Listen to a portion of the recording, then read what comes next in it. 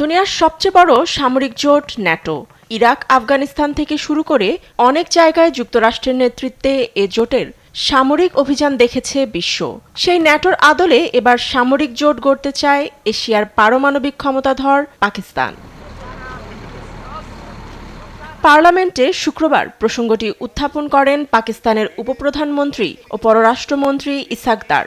সম্প্রতি সৌদি আরবের সঙ্গে তার দেশের সম্পাদিত প্রতিরক্ষা চুক্তির বিষয়টি তুলে ধরে বলেন, চুক্তিতে আরও দেশ যুক্ত হলে ন্যাটোতে পরিণত হবে। পার্লামেন্টে দাঁড়িয়ে ভবিষ্যতে আরব ও মুসলিম দেশগুলোকে নিয়ে জোট গঠনের আশাবাদ ব্যক্ত করেন ইসাক দার।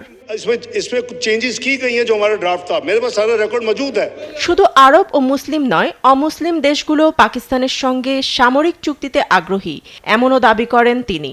জোট বাস্তবায়ন হলে পাকিস্তানের নেতৃত্বে থাকবে ৫৭টি ইসলামিক দেশ।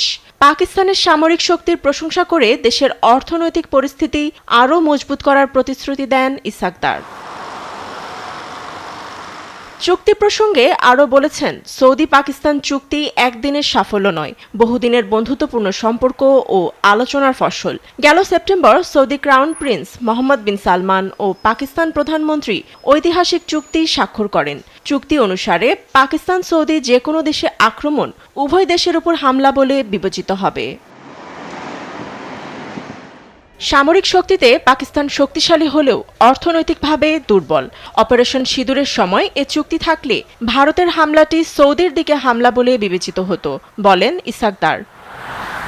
ফাতেমা তাসনিম, নিউজ ডেস্ক, দেশ টিভি।